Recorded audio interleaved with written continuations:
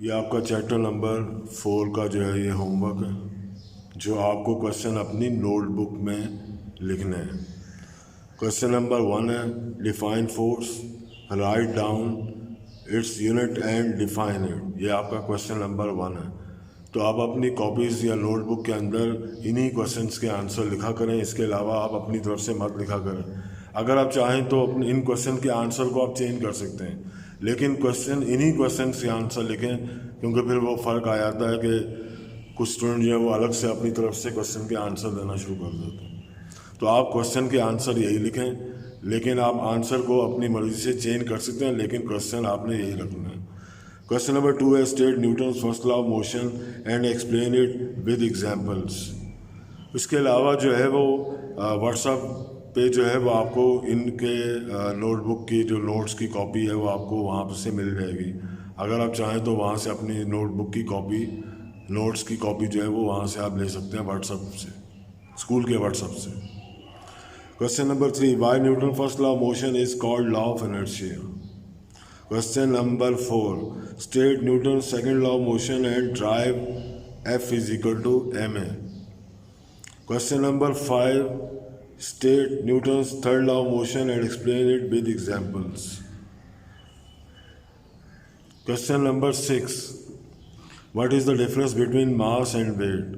Question number 7 define momentum, also write its formula in unit। Question number 8 state and explain the law of conservation of momentum। Question number 9 define friction, explain causes of friction and types of friction।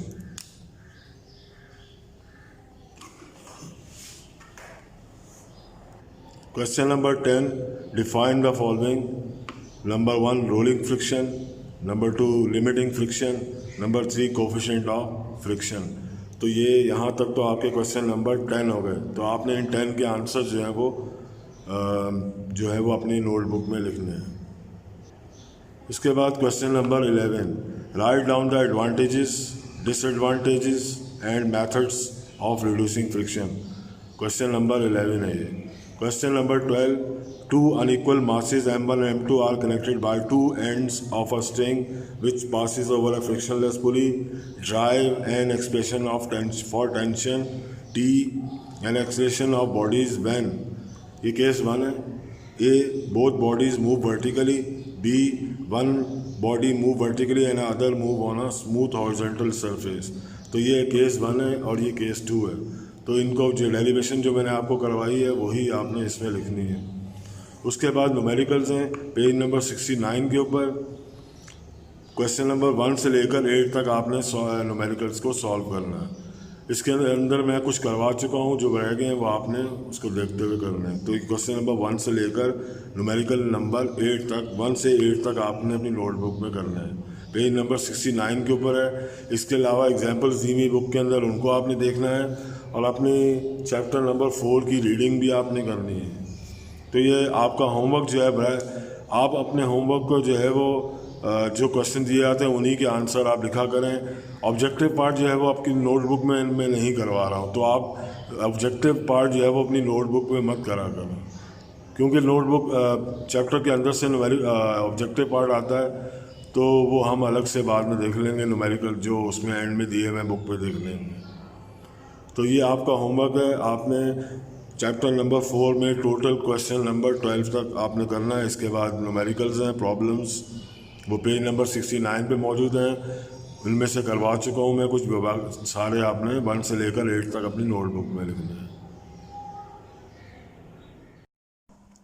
अस्सलाम वालेकुम रहमतुल्लाहि व बरकातहू। अब हम बात करेंगे homework की, जो आपको नोटबुक में करना होता है। आप नोटबुक पे जो क्वेश्चन आपको कहा जाता है आप उन्हीं के आंसर दें। इसके अलावा अगर आप अपने तौर पे, वैसे तो आप चाहें तो पूरे चैप्टर के क्वेश्चन को देख सकते हैं, आप अपने तौर पे इंडिविजुअली उन क्वेश्चंस को अपने पास लिखें और अपने तौर पे तैयारी करें, लेकिन नोटबुक में आप वही क्वेश्चन लिखें जो आपको कहा जाता है। तो मैं यहाँ पर क्वेश्चंस को रिपीट कर रहा हूँ, जो आपको वैसे पिक्चर्स के अंदर भी मौजूद हैं। आप स्कूल से पिक्चर्स व्हाट्सएप पे भी ले सकते हैं। क्वेश्चन नंबर 1 चैप्टर 4 के क्वेश्चन हैं ये। Question number 1 define force, write down its unit and define it. Definition of force. Force is an agent which produces or tends to produce change in the state of rest or of uniform motion of an object. Agent. उसके बाद next heading, unit of force. The unit of force in the system international is kilogram meter per second square, which is termed as Newton. Now next, definition of Newton.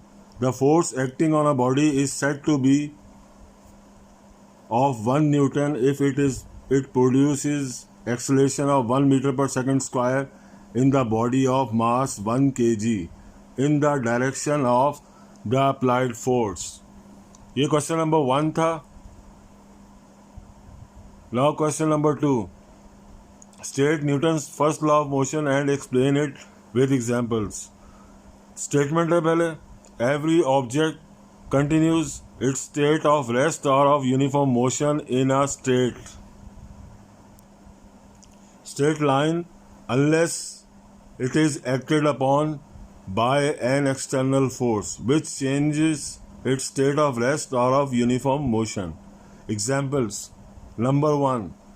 A book laying on a table cannot change its position by itself unless a force is applied to change its position. Example number 1 थी. Now example number 2. If we push a ball on the ground, it should continue its uniform motion indefinitely, but it stops after covering certain distance. As soon as the ball starts moving, a force of friction, comes into play which opposes the motion of the ball. Now question number 3. Why Newton's first law of motion is called law of inertia? Answer is, all the material objects possess the property of opposing any change in their state of rest or of uniform motion. This property of matter, by virtue of an object resist a change in its state of rest or of motion, is called inertia. Thus, Newton's first law of motion is also called the law of inertia. एक बात ध्यान में रखें कि जो इनकी definition और questions के जो आंसर हैं वो बुक में भी मौजूद है. अगर आप इन क्वेश्चंस को टैली कर लें तो आपको बुक से भी आंसर नज़र आ जाएंगे. तो आप चाहें तो बुक से भी देख के लिख सकते हैं. जो मेजॉरिटी जो क्वेश्चंस के आंसर हैं वो बुक में मौजूद हैं. Question number 4. State Newton's second law of motion and drive F is equal to ma. Newton's second law of motion. ये जो नोट्स वैसे मैंने लेक्चर जो दिए थे उनमें भी ये मौजूद है, वहाँ भी आपको चीज़ें मिलेंगी. तो ये statement, when an unbalanced force acts upon a body, it produces acceleration in the direction of the force, and the magnitude of acceleration is directly proportional to the force and is inversely proportional to the mass. Derivation जो है वो आपको मैंने जो इससे पहले lecture दिए थे उसके अंदर मौजूद है. तो इस डेरिवेशन को मैं यहाँ पर एक्सप्लेन नहीं कर रहा, लेकिन आपको इसी तरह जो पैराग्राफ इसके दिए मैं इसी तरह लिखना है. If a force F is applied on an object of mass m which produces acceleration a in the direction of applied force, then the relationship between acceleration and force can be mathematically expressed as. उसके बाद ये बाकी चीज़ें जो हैं वो सब उसके लेक्चर के अंदर मौजूद हैं. आप वहाँ से देख सकते हैं हमने किस तरीके से फॉर्मूले को ड्राइव किया है.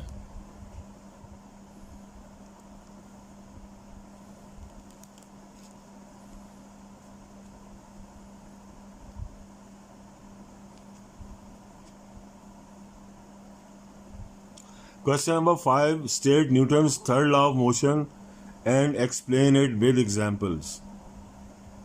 आंसर में Newton's third law of motion statement है इसकी पहले.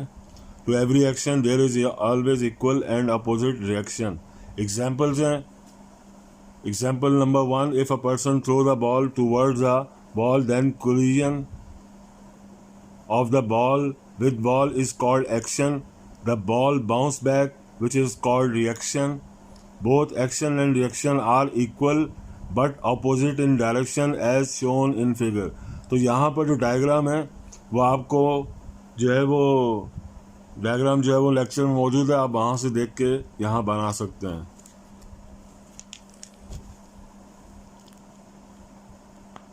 Now example number 2. Place your hand on a table and press it hard in the downward direction. You will feel that the table is also exerting a force on your hand in the upward direction. The force applied by your hand on the table in the downward direction is called action, while the push of the table on your hand in the upward direction is called reaction. इसकी diagram book में मौजूद है, आप book से देख के इसकी diagram draw कर सकते हैं.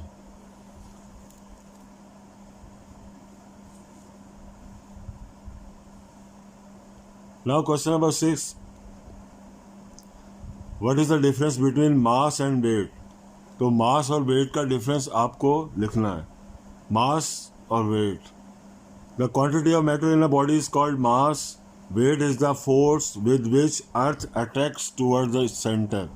Number 2, it is a scalar quantity. Weight में it is a vector quantity.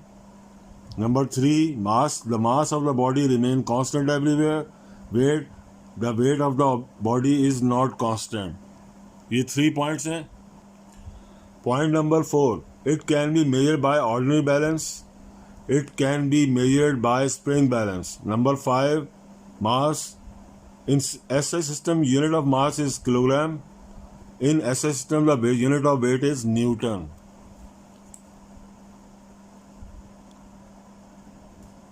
Now question number 7. State the law of conservation of momentum and explain it. तो question number 7, law of conservation of momentum. सबसे पहले इसकी statement, when two or more than two bodies collide with one another, their total momentum remains the same provided no external force act upon them.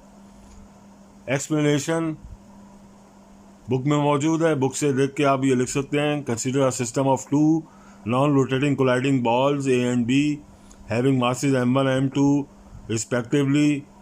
According to the law of conservation of momentum, the total momentum of the ball before collision is equal to total momentum after collision.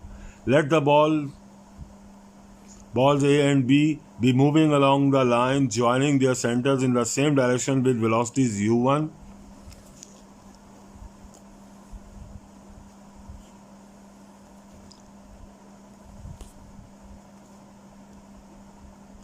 and u2 respectively, such that u1 greater than u2. Suppose the balls A and B acquire velocities v1 and v2.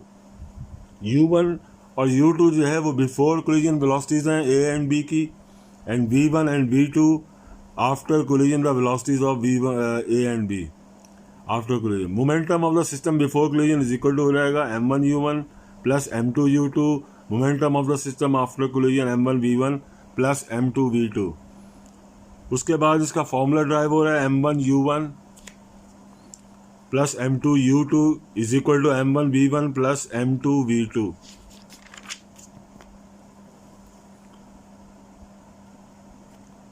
Next, define momentum. Question number 8. Also write its formula and unit. Momentum की definition.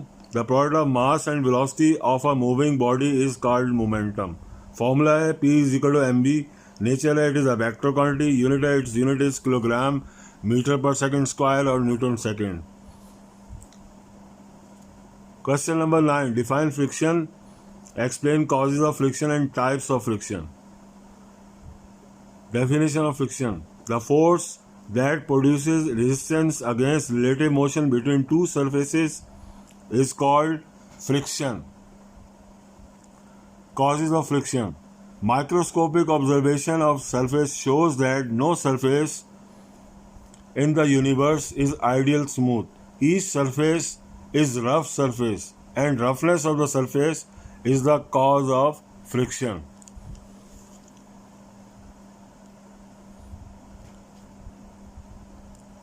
Now next is types of friction. There are two types of friction. Number one, static friction. Number two, kinetic friction. Static friction definition है इसकी, the resisting force between the two surfaces before the motion of start is called the static friction. The maximum value of static friction is called as limiting friction. Next, kinetic friction. The friction during motion is called kinetic friction.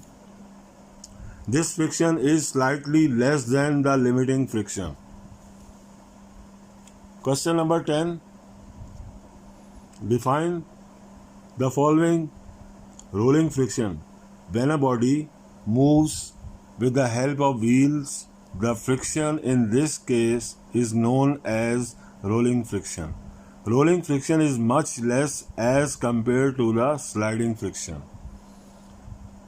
Next, B. Limiting friction. The maximum frictional force between surfaces at rest is called limiting frictional force.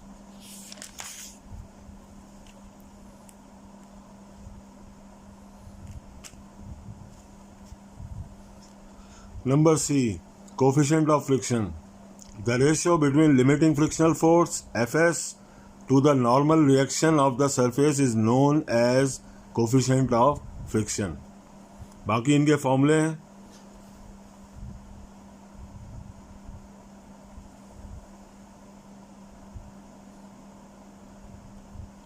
Question number 11. Write down the advantages, disadvantages and methods of reducing friction. पहला topic, advantages of friction. It helps us in walking. It helps to move a car on circular path. It helps to move a car on sliding path, hill. It helps us to hold an object in our hand. It helps to join bodies with nut bolts. It helps us to stop moving body like car by brakes. उसके बाद next heading है disadvantage of friction. The main disadvantage is that heat is produced between sliding surfaces.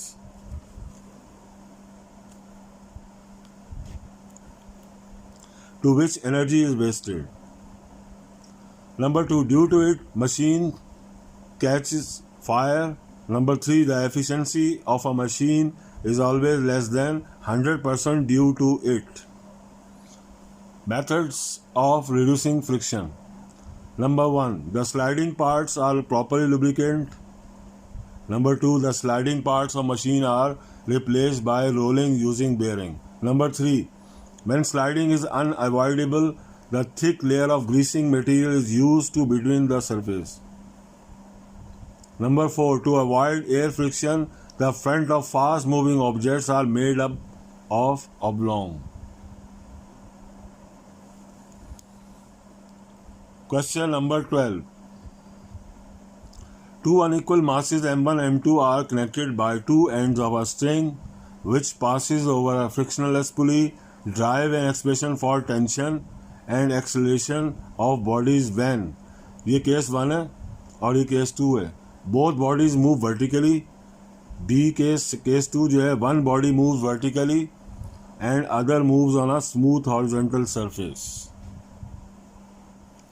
इसके बाद case number 1. Answer में case number 1 है और ये पूरी डेरिवेशन मैंने आपको लेक्चर में पूरी इसी तरह सॉल्व की हुई है, तो आप ये लेक्चर के अंदर मौजूद है, तो यहाँ पर आपने नोटबुक के अंदर बिल्कुल इसी तरह डेरिवेशन कंप्लीट करनी है.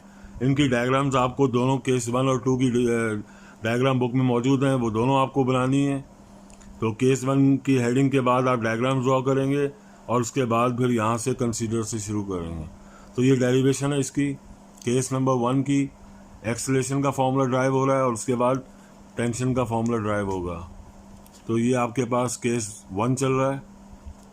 इसका नेक्स्ट पेज, ये आपके पास फॉर्मूला ड्राइव हुआ पहला, A = m1 - m2g divide by m1 + m2. उसके बाद सेकंड फॉर्मूला ड्राइव किया केस 1 का, T = 2m1 m2g divide by m1 + m2. उसके बाद नेक्स्ट B जो है वो केस नंबर 2 की हेडिंग डालेंगे और उसके बाद केस नंबर 2 जो है वो उसको आप लिखेंगे नोटबुक के अंदर. ये भी आपकी बुक में मौजूद है, अगर आप चाहें तो बुक से देख सकते हैं। डायग्राम ड्रॉ करेंगे, इसकी बुक में मौजूद है। उसके बाद consider two bodies A and B, यहाँ से शुरू करके ये आपको लेक्चर के अंदर मैंने पूरी डेरिवेशन की हुई है, आप वहाँ से भी देख सकते हैं और बुक के अंदर मौजूद है ये। तो ये डेरिवेशन है इसकी केस नंबर 2 की। तो ये केस नंबर 2 की डेरिवेशन इसी तरीके से इसके अंदर भी आप एक्सेलेरेशन और टेंशन का फॉर्मूला ड्राइव करेंगे।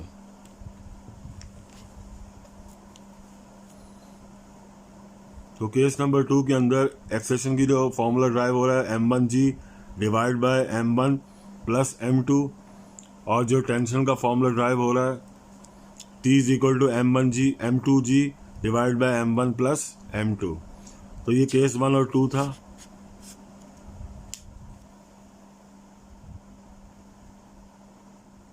तो चैप्टर नंबर 4 के अंदर मैंने आपको टोटल 12 क्वेश्चंस जो हैं वो आपको कहा है कि अपने नोटबुक में बिल्कुल इसी तरह जिस तरह मैंने आपको दिखाया करने हैं। टोटल 12 क्वेश्चंस हैं, ये 12 क्वेश्चन आप करेंगे। इसके बाद आपने न्यूमेरिकल्स करने हैं जो बुक में दिए हुए हैं, प्रॉब्लम्स जिसको कहते हैं 1 से लेकर 8 तक हैं। तो उनमें से कुछ मैंने करवाए हुए हैं और कुछ जो रह गए हैं वो आप कर लीजिएगा। इसी तरह मैं जो आपको क्वेश्चन नंबर 12 के अलावा जो बाकी जो चीज़ें रह गई हैं वो आप अपने तौर पे इंडिविजुअल अपने तौर पे उसको लिख के अलग से आप कर सकते हैं, लेकिन आप नोटबुक में वही काम करें जो आपको कहा जाता है। इसका मतलब हुआ कि नोटबुक में आपने क्वेश्चन नंबर 1 से लेकर 12 तक लिखना है, और जो अभी आपको दिखाए हैं इसके अलावा आपने न्यूमेरिकल्स जो हैं वो आपने अपनी नोटबुक में लिखने हैं।